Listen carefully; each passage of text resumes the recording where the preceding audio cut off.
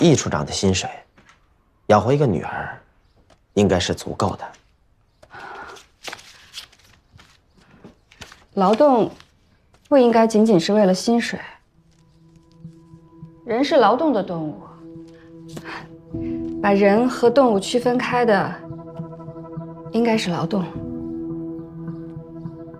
照你这么说，那些天天待在家里的小姐太太，都不是人了。寄生在家里的妻子们，是丈夫的私有财产，而那些为了生活而结婚的女人，等于是卖给了婚姻。那不是我要的生活。易小姐，我本人非常欣赏独立新女性，可是人，不要和自己的身体过不去。你刚刚吐得那么厉害，是不是胃不舒服？丁一，你知道为什么什么事儿我都不告诉你吗？因为有的时候你还是太单纯了。我和显小姐合作是权宜之计，因为这中间有你。可是我们谁都不知道接下来会走到哪一步。我顾养山要的是抗日，不是上峰的意思。他们到底是怕西格密码泄露，还是怕他沈万清是共产党呢？这不需要我们揣测，你只需要知道，我们要毁掉一切西格密码泄露的可能性。后天，我一定要把沈万清的死讯传回到重庆。毛秘书让我转告你，这几天顾司令在他郊外的府上做客，等你完成任务，他们一起为你庆功。我现在就要你一句话，你到底是干还是不干？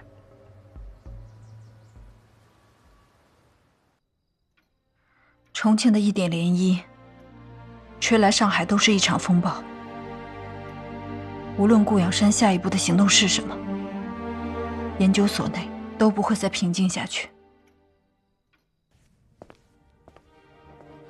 喜欢贝多芬吗？他的序曲那么强劲有力，听得让人热血沸腾。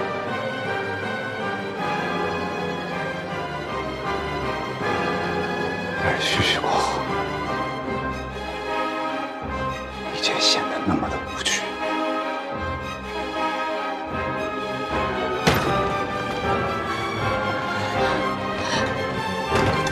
太难听了！梁所长，我不妨实话告诉你，与其把时间白白浪费在这里，我还不如拿它用来多陪陪我的太太，哪怕是散散步、喝喝咖啡，我都认为意义非凡。冷板凳也好，香饽饽也罢，纪律就是纪律。只要你还领着新政府的薪水，哪怕你的板凳上有钉子，工作的时候你也要做好了。谁开的枪？枪手动作很快，我当时那个角度看不清他的脸。看到和他接触的人了吗？他厅里的人太多了，我一进去就跟丢了。等我再看到他的时候，他已经中枪。原来你没我说的那么聪明啊！梁景元，我早就跟你说过，根本没必要演这出苦肉计。你觉得显碧云是共谍，直接把他抓了不就行了？你调不出共谍，你父亲再破不出西格，那么下周你们一起回重庆。你明明知道我们根本不可能再回重庆的。为了来上海，我已经上了军统的除奸名单，我这趟是搭上了所有的身家性命的。既然你能想出这么完美的计划，以后你也不需要我了。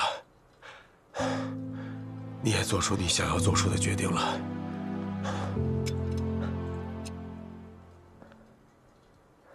哎，白夜同志，别犹豫了，我已经把我所有的底全都交给你了，现在你必须相信我。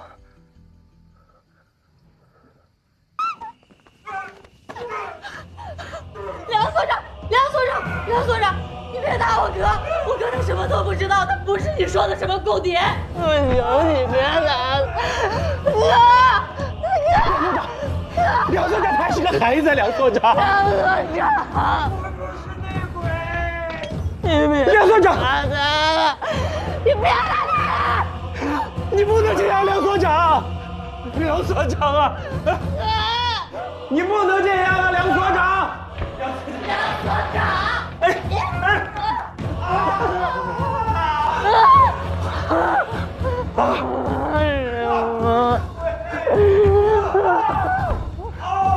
爸爸，好。